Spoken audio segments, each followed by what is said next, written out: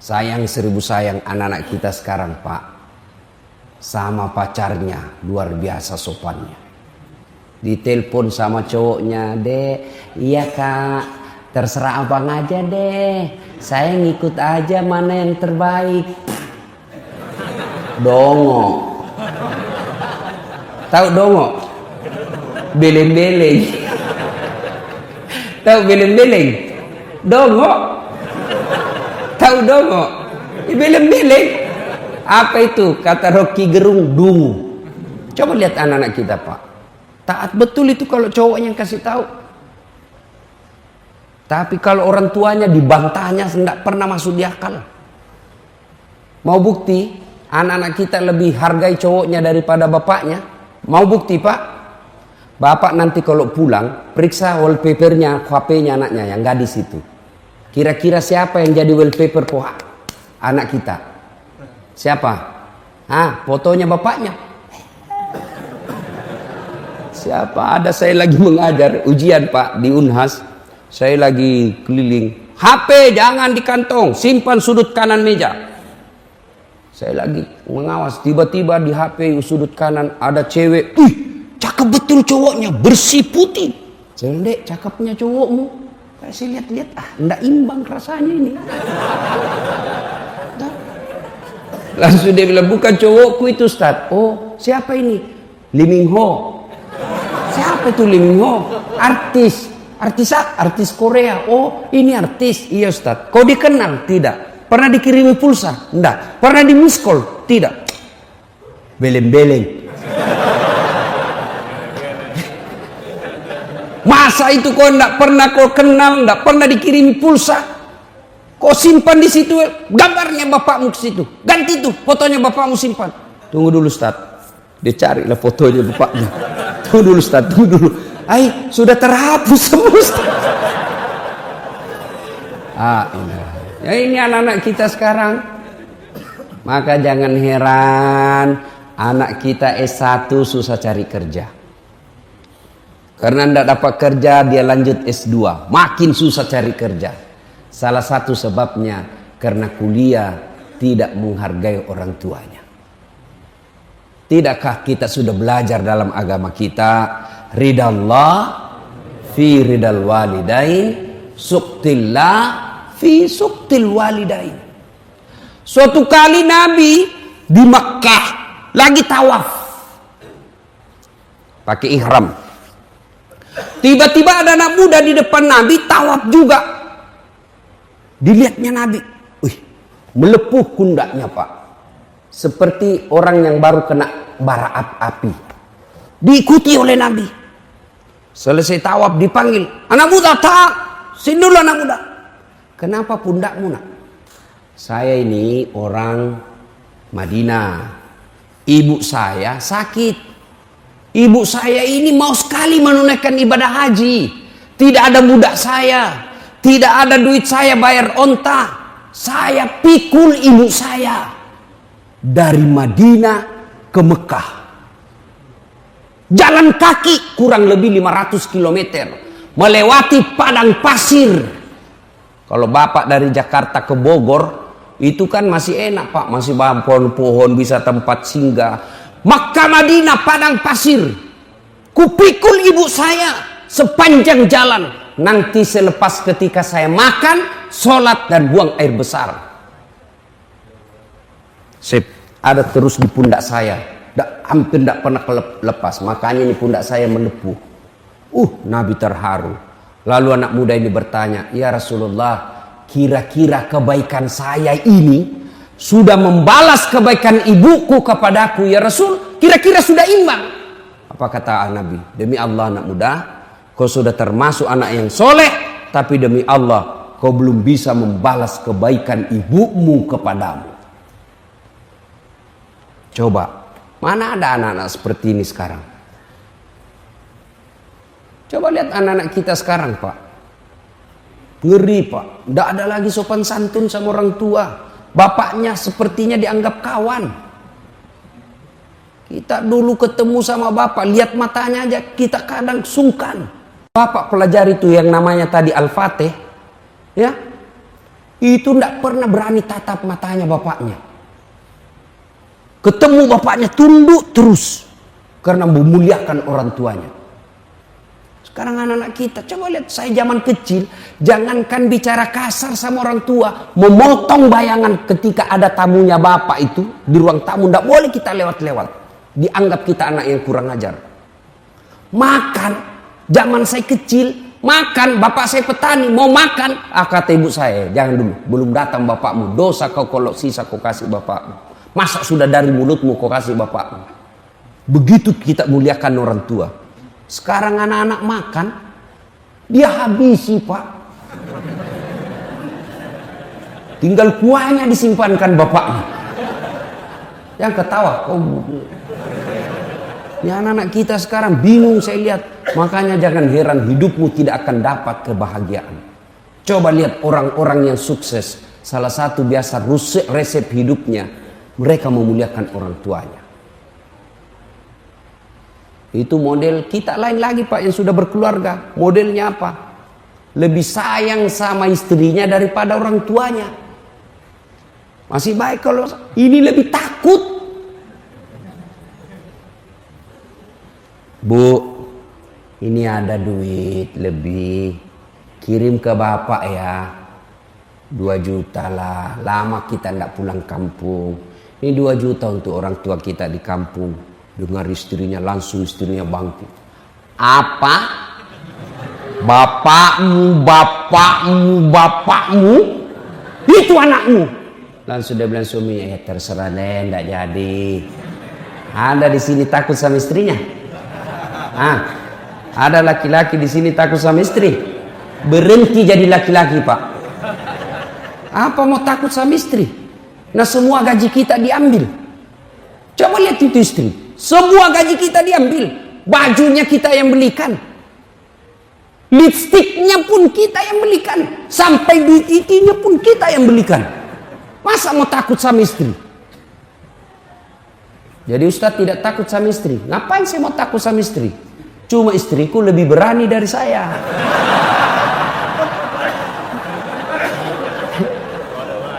Marah dia Ustadz, ngamuk dia Ustadz. Dengar pak, kalau dia ngamuk, dia pecahkan piring, pecahkan 1 lusin. Kenapa? Piring boleh dibeli. Harga diri sebagai suami tidak boleh diinjak-injak istri. Takbir!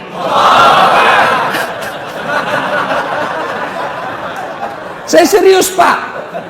Pak, jangan pernah menunda berbuat baik sama orang tua karena takut sama istri. Saya bilang sama istri saya, boleh kau marah sama saya, boleh kau maki-maki saya, boleh kau lempar kepalaku, yang penting tidak dikena. Satu yang tidak boleh, jangan pernah saya dengar di telinga saya kau hina orang tuaku. Begitu kau hina orang tuaku, tidak ada maaf. Belum tentu kita jodoh sampai saya masuk kubur. Tapi orang tua demi Allah, seluruh darah daging yang ada di dalam tubuhku itu dari orang tua saya. Gitu dong jadi laki-laki pak. Jangan ketawa, saya serius ini. Ini juga ibu-ibu, jangan suka ngomel.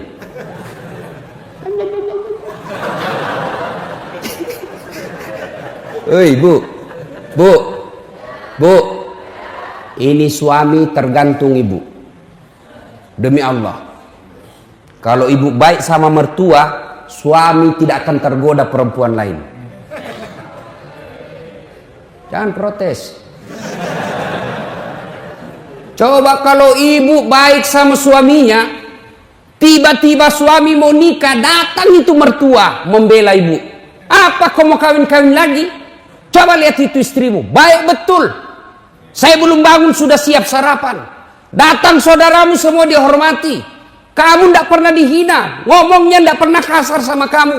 Apalagi kau mau kawin, belum tentu kau dapat perempuan lebih baik dari itu istrimu. Awas kalau kau mau kawin lagi, haram itu air susuku. Gitu mama saya kalau marah pak. Langsung dia bilang haram air susuku. Ampun mak. Tapi kalau tidak pernah muliakan orang tuanya, datang mertua dari kampung, Baru 2 jam duduk dia tanya, Mak Haji kapan pulang? Weh, belum selesai capek sudah ditanya pulang. Hah? Mertuanya hipertensi, makanannya yang asin-asin terus. Tidak pernah dihargai ketika datang mertua. Datang saudaranya tidak pernah manis di depannya. Pulang kampung suamimu dicuci otaknya sama mertuamu. Apa itu istrimu? Saya sekolahkan kau jauh-jauh. Saya jualkan sawah supaya kau dihargai orang, tidak dihina sepupumu. Ini istrimu sendiri yang hina kamu. Datang sepupumu tidak pernah dihormati. Saya datang di rumahmu tidak pernah enak-enak mukanya. Apa itu istrimu? Model apa itu? Sudah, kawin lagi. Saya carikan kamu sepupumu. Mau ibu? Makanya mestinya kalau mertua datang, ibu sujud syukur. Itu sumber keutamaan berkahnya hidup. Ya Allah, alhamdulillah kau kirim orang tua ini. Gara-gara inilah orang tua saya punya suami. Andai saja tidak ini orang tua punya anak, mungkin sampai sekarang saya masih jadi gasturi, gadis tua Republik Indonesia. Bersyukur. Bu, baik-baik sama mertua. Demi Allah, rumah tangga tidak akan berkah ketika durhaka sama orang tua. Percaya Pak, muliakan orang tuamu, maka hidupmu akan berkah. Suatu kali Umar bertanya kepada Nabi, ya Rasulullah, ingin rasanya saya melihat Allah tersenyum kepadaku. Meskipun saya tahu tidak mungkin saya bisa melihat Allah mukanya di dunia ini. Bagaimana supaya Allah tersenyum kepadaku? Kata Nabi, buat ibu bapakmu tersenyum, maka Allah pasti tersenyum kepadamu.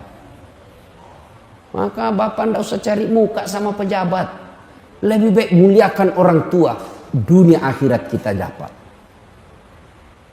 Kadangkala ini anak-anak sekarang baru belajar agama 2 bulan. Itu pun melalui YouTube. Baru 2 menit habis pulsanya. Bamaknya langsung beda manhajnya. Ini bid'ah. Tak boleh mak. Sesat kamu. Saya bilang, kau belajar agama dari mana? Ibumu kau katakan sesat. Ya, adik-adik ini yang hijrah. Hijrah itu bukan sekedar berbicara afwan. Hijrah itu bukan sekedar jazakallah khair. Kaifa haluk ya akhi. Bukan sekedar itu. Hijrah itu bukan sekedar pelihara jenggot. Hijrah itu bukan sekedar jingkar celananya. Hijrah itu termasuk diantaranya memuliakan orang tuamu dengan semulia-mulianya. Biar jenggotmu panjang, bicaramu selalu afwan, jazakallah, celana, tapi kau hina orang tuamu karena berbeda mazhabmu, kau tidak lebih mulia di hadapan Allah. Muliakan orang tua. Berapa banyak dalam riwayat-riwayat kita pelajari sejarah sengsara hidupnya karena mendurhakai orang tuanya.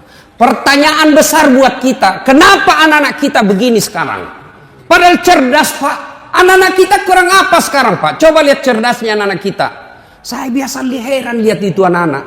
Saya ini sudah pegang HP 2 tangan, masih salah ketik. Ini anak muda bawa motor sambil ngebalas. Cerdasnya itu anak-anak kita sekarang. Satu aja kurangnya anak kita sekarang. Apa? Kurang ajar. Imma yablughanna indakal kibra ahaduhuma au kilahuma fala takul lahuma uff wa la tanharhuma wa qul lahuma qaulan karima. Apabila kedua orang tuamu sudah lanjut dalam pemeliharaanmu, jangan kau berkata A saja dilarang, apalagi sampai meneteskan air mata orang tua.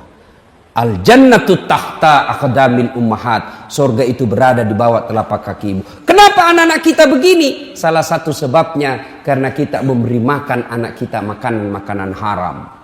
Kenapa anak-anak kita begini? Karena kita memberi contoh yang tidak baik di hadapan anak kita.